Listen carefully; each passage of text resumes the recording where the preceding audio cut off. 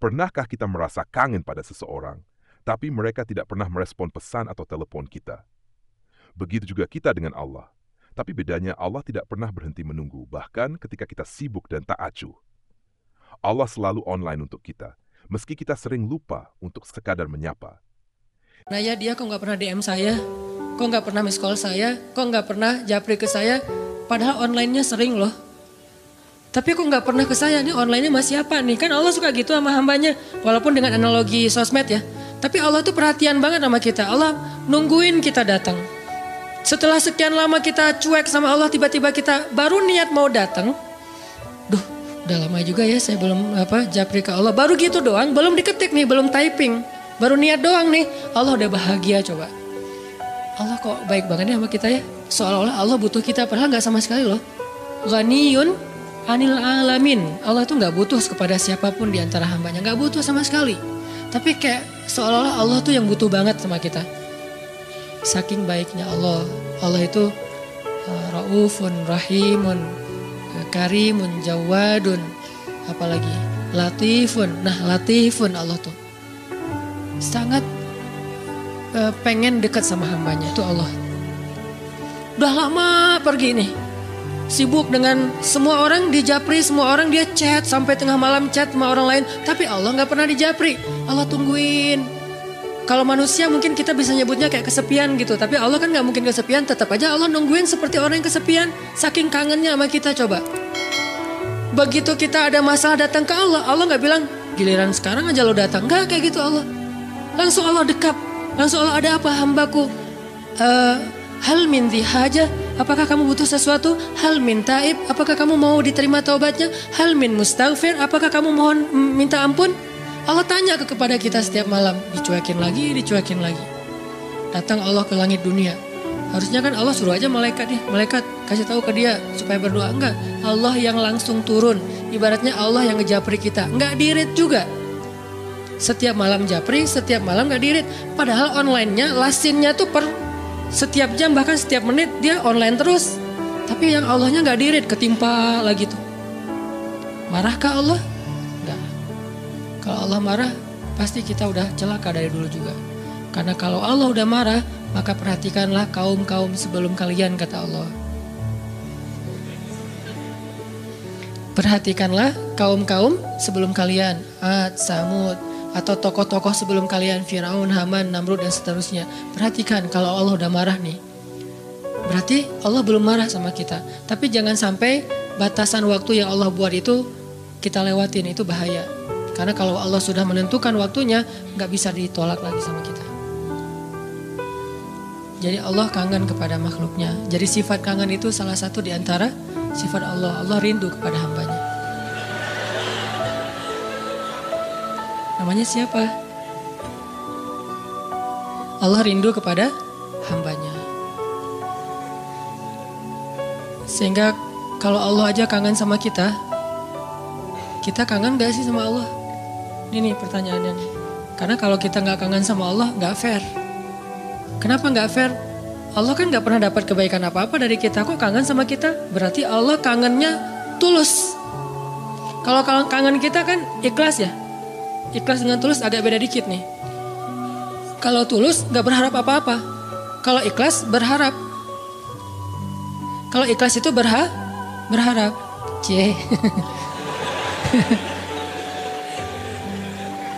Sampai anak kecil juga ya, subhanallah ya.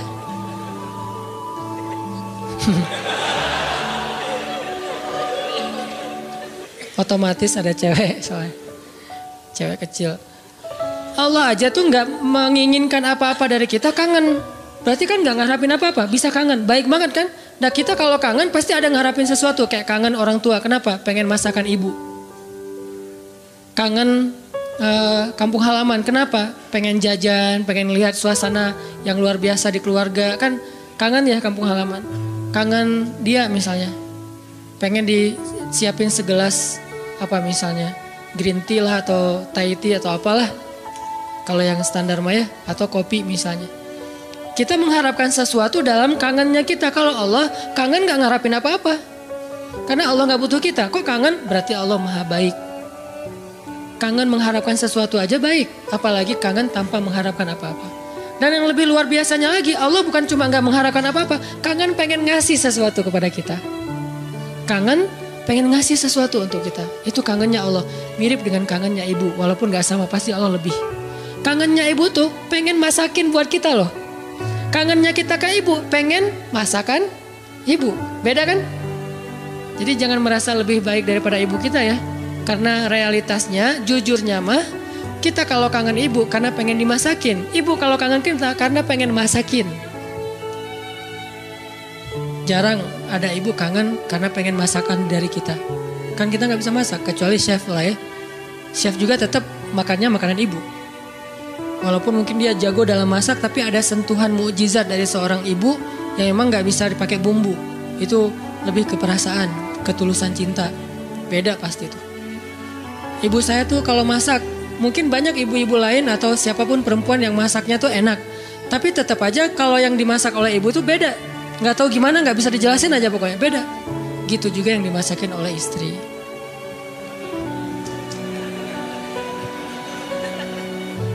Nggak pernah ngerasain, nggak apa-apa. Sabar ya. Ibu aja dulu lah, puas-puasin ya. Karena ibu tetap aja seseorang yang luar biasa. Allah tuh kayak gitu, analogi cinta Allah kepada kita. Walaupun gak sama persis, tapi minimal ada analoginya. Kayak ibu kepada anak. Allah tuh kangen sama kita bukan karena pengen sesuatu dari kita, tapi karena pengen ngasih sesuatu untuk kita. Kok bisa gitu? Ibu aja bisa, apalagi Allah. Padahal ibu kan manusia yang punya banyak kekurangan. Kadang dia capek, kadang dia juga lelah, kadang dia butuh harta dan segala macam. Namanya ibu kadang-kadang butuh. Kayak saya lagi di Mesir tuh, nelpon ibu saya, "Mak, butuh apa?" Ini di rumah kalau bulan Ramadan kan bentar lagi bulan puasa, orang Aceh nyebutnya bulan puasa. Bentar lagi kan bulan puasa, di rumah nggak ada es, masa harus beli terus ke tetangga, nggak enak. Menjelang berbuka pas lagi ngabuburit datang ke rumah tetangga, bisa nggak beli kulkas? Boleh mak, boleh gitu. Nggak pernah saya ngerasa mak nggak kangen sama saya, kangennya kulkas, nggak kan? Walaupun ibu kita manusia, tetap aja kangennya lebih tulus daripada kangen kita. Kenapa ibu pengen beli kulkas? Bukan buat dirinya, buat adik-adik. Karena adik-adik itu kalau buka puasa pasti wajib mereka mah minumnya yang dingin misalnya. Nah ibu gak suka minum dingin. Ibu sama ayah gak suka minum dingin. Ayah saya pasti buka puasanya kalau gak rokok ya kopi. Sebelum buka puasa tuh satu bungkus tuh udah di depan rokok sama kopi. Udah itu aja tuh, gak ada ribet-ribetnya. Mungkin gak bisa ninggalin ya karena dari udah sekian lama katanya sih rokok sebelum sekolah dulu teh. Jadi belum sekolah ngerokok dulu baru sekolah. Orang dulu lah ya. Sampai saya dulu pernah waktu kecil tuh diajarin ngerokok sama ayah saya. Untungnya saya sesak nafas, akhirnya nggak bisa nerusin warisan dari ayah saya. Kan dulu mah suka nonton Dunia Dalam Berita gitu kan, masih TV hitam putih dunia. Ketahuan usianya. Dunia Dalam Berita, pasti banyak yang nggak tahu Dunia Dalam Berita itu apa. Anak zaman now lah. Dulu tuh ayah saya ngerokok sambil nonton Dunia Dalam Berita. Terus tahun sekali G30 SPKI kan nonton. Saya di sebelahnya. Ya, coba dong. Wes. Jadi kita kompak tuh berdua tuh. Wes. Satu batang berdua, sisanya satu bungkus sendiri dia. Jadi bukan karena pengen minum air dingin ayah dan ibu saya beli kulkas, justru buat adik-adik. Berarti tetap aja tulus. Terus, "Mak butuh apa?" Nih adik-adik belum sekolah. "Mak butuh apa?" Nggak pernah minta untuk dirinya sendiri. "Mama nih mau lebaran gak ada baju baru." Gak pernah, pasti untuk adik-adik. Kenapa gak untuk saya? Mungkin dianggap saya udah mampu sendiri, udah mandiri, jadi udah gak perlu dikasih-kasih. Artinya dalam cerita ibu kita bisa melihat kebesaran Allah. Kalau ibu aja yang penuh dengan kekurangan bisa setulus itu, apalagi Allah. Ibu bisa kangen kepada kita karena pengen masakin buat kita. Allah kangen kepada hambanya karena pengen ngasih nikmat untuk hambanya. Allah kangen kepada pendosa karena pengen ngampunin dosa-dosa dia. Kenapa gak diampunin aja? Karena dia gak datang. Kenapa gak dimasakin aja? Ngapain dimasakin, orangnya gak ada. Kan gitu kan? Katanya ibu kangen, tapi kok gak masak masakan kesukaan aku? Lah kamu masih di Bandung, ibunya di Jawa. Ya gimana yang masakin, siapa yang makan basi? Dan ibu gak makan spesial itu. Sehari-hari paling makan nasi putih, garam sama telur ceplok. Kalau enggak juga cuma cabai. Saya waktu kecil makanan favorit saya tuh nasi putih, garam, cabai. itu aja dimakan. Enak banget tuh. Sesekali makan telur di dada, diceplok, itu juga tunggu dari kandang ayam. Karena kita nggak beli telur, tapi ibu tuh nernak ayam di belakang. Setiap pagi saya periksa. Pinggir loh, ngeliat telur loh gitu. Si ayam-ayamnya dipinggirin. Oh nggak ada, kurang produktif. Oh, iya. Hari berikutnya dicek, 3 hari sekali ada telurnya. Kan telur kalau baru dari kandang tuh kan hangat banget tuh. Saya ngerasain ternyata beda ya rasa telur dulu sama sekarang. Memang beda. Dulu tuh nggak pakai pecin juga udah enak. Kenapa sekarang jadi generasi micin? Karena telurnya udah nggak berkualitas. Pembahasannya nggak penting. Jadi makanan ibu cuma gitu. Terus kenapa ibu? Misalnya di Aceh tuh ada namanya masakan kari lah ya, kari kambing, kari ayam.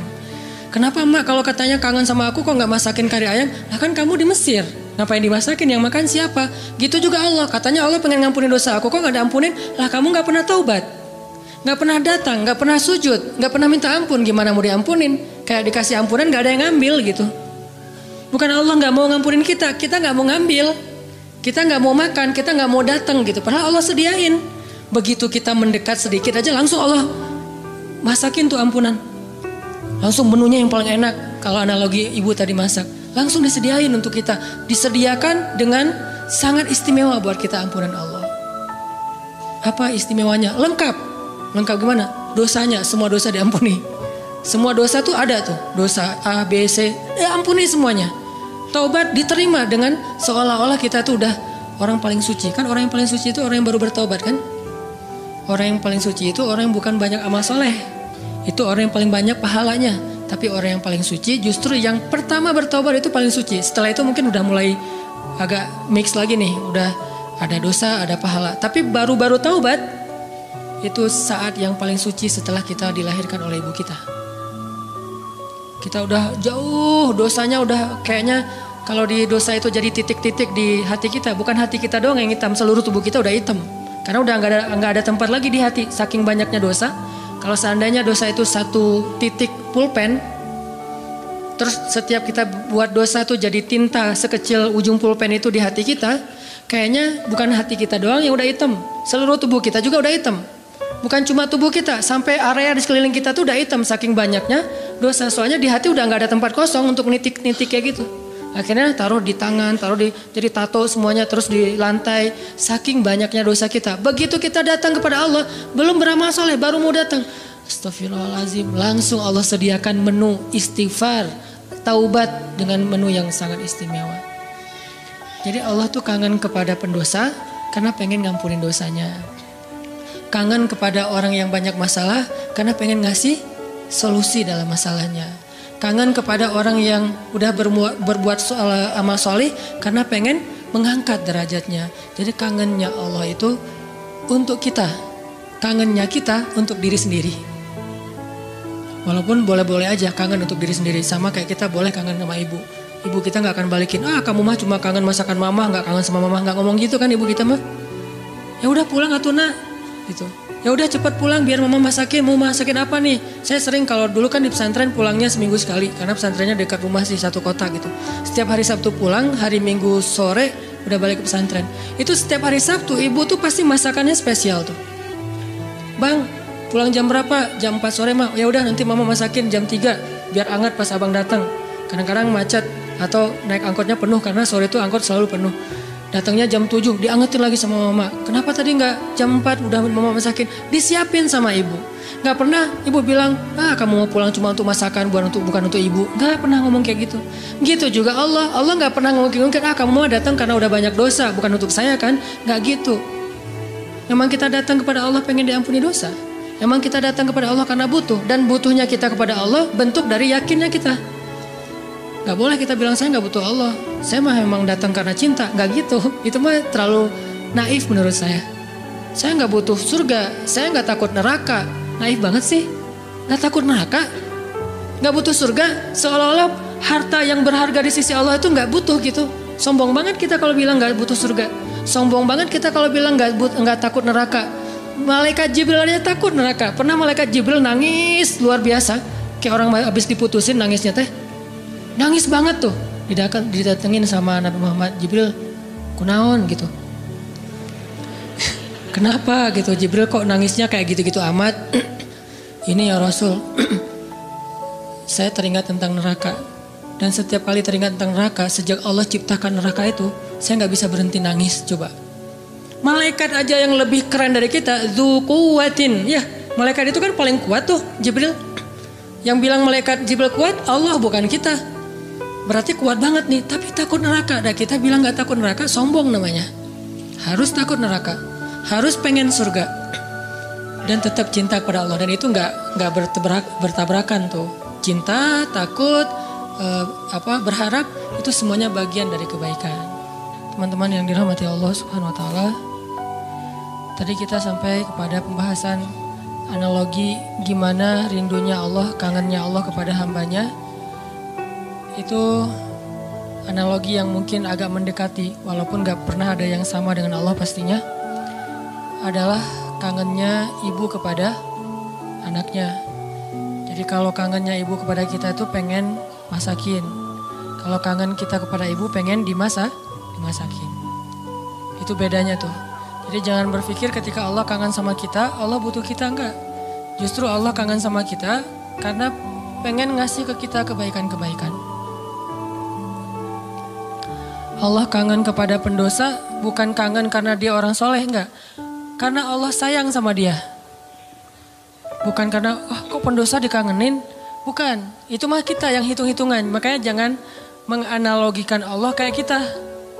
Seperti kita bilang, kan suka ada yang ngomong gini, ke Allah mah gak usah banyak minta, gak enak, mending beribadah aja. Emangnya Allah tuh akan berat kalau kita minta? Kan enggak. Justru meminta kepada Allah itu ibadah. Jadi makin banyak berdoa itu makin banyak pahala. Karena berdoa dalam agama kita itu bagian dari ibadah. Cuman namanya bukan ibadah muqayyad. Ibadah muqayyad itu kayak sholat 5 waktu. Udah jelas waktunya, jelas cara-caranya. Ibadah mutlak. Arti mutlak itu lebih bebas. Kapan aja, yang dibaca bisa apa aja. Bahkan kadang-kadang agak-agak capruk dikit dalam berdoa mah gak masalah ya. Kenapa dia capruk? Karena gak hafal bahasa Arabnya. Akhirnya yang didoain sebisanya dia aja, gak apa-apa semampunya. Jadi berdoa kepada Allah itu ibadah dan Allah senang banget dimintai. Sampai Allah tuh ngerasa malu kalau ada yang meminta, terus kita Allah gak mengabulkan, Allah malu. Allah punya malu, justru Allah maha pemalu. Banyak hadis-hadis Allah pemalu kan? Di antaranya kayak hadis Nabi pas Utsman datang ke rumah Nabi dalam keadaan Nabi sakit. Pas Abu Bakar datang, Nabi gak pakai baju atau pakai baju tapi gak terlalu rapi gitu, biarin aja. Umar biarin aja. Begitu Utsman yang bilang salam, Nabi langsung rapi-rapi. Udah semuanya rapi, baru Utsman dibukain pintu. Ditanya kok gitu-gitu amat sama Utsman? Dah kita mah gak gitu. Kata Nabi, jangankan saya, Allah aja malu kepada Utsman. Terus Allah juga malu dalam hadis Nabi, sesungguhnya Allah malu kalau ada hambanya mengangkat kedua tangannya. Ini juga dalil bahwa berdoa boleh mengangkat tangan. Jadi gak perlu diperdebatkan lah. Gak angkat tangan boleh, menelunjuk juga boleh. Nelunjuk jangan pakai analogi culture manusia. Kalau culture manusia gini tuh merintah kan ya. Tapi kalau culture agama ini bukan merintah. Cuma Allah doang yang saya berharap gitu maksudnya. Doa kok gitu sih kayak merintah Allah. Enggak, ini mah pakai perasaan kita. Kalau pakai perasaan agama mah enggak gitu. Kan Nabi kadang berdoa gini, kadang berdoa emang gak pakai ngangkat tangan. Kapan tuh? Kayak pas naik kendaraan, kan gak mungkin di atas onta gini kan. Agak-agak gimana gitu. Atau pas mau makan, tapi pas mau makan Bismillahirrahmanirrahim. Walaupun boleh ditambah Allahumma lakasumtu misalnya. Ya, atau Allahumma barik lana. Asal gak Bismillahirrahmanirrahim amutu ahya. Kan gak harus gini, boleh juga gini, boleh gak sama sekali. Kadang Nabi juga berdoa dengan mengangkat tangan. Buktinya, sesungguhnya Allah malu. Kalau ada hambanya mengangkat kedua tangannya, lalu Allah tidak mengabulkan permintaannya, kan Allah malu nih. Bisa juga Nabi ngangkat tangannya gak gini, tapi gini.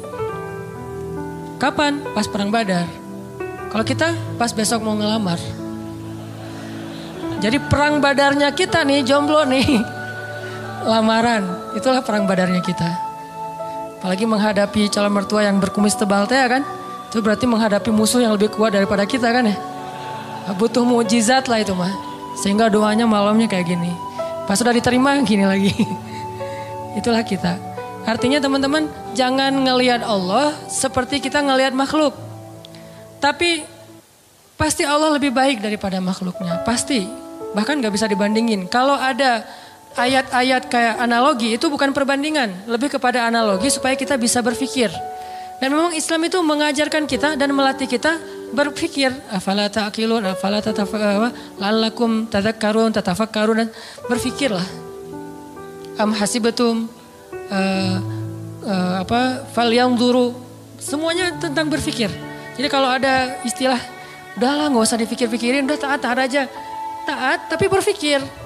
Jangan taat gak berpikir. Karena agama ini agama milik orang-orang yang cerdas. Dibawa oleh orang yang paling cerdas di muka bumi. Dan kecerdasan itu di sini. Tapi kecerdasan doang gak cukup. Harus dipadukan dengan keimanan.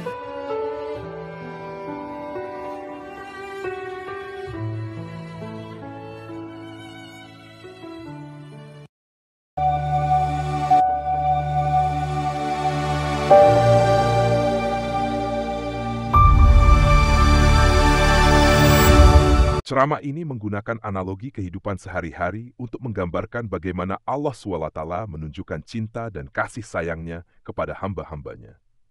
Meskipun kita sering mengabaikan Allah dan sibuk dengan urusan dunia, Allah selalu menunggu dan merindukan kita. Cinta Allah tidak bersyarat, berbeda dengan manusia yang sering mengharapkan sesuatu saat merindukan orang lain. Allah rindu pada kita bukan karena butuh, tetapi karena ingin memberikan kebaikan, ampunan, dan nikmat. Dalam ceramah ini juga diungkapkan bahwa doa kepada Allah adalah bentuk ibadah yang sangat dicintainya, dan Allah malu jika menolak permintaan hambanya yang berdoa dengan tulus.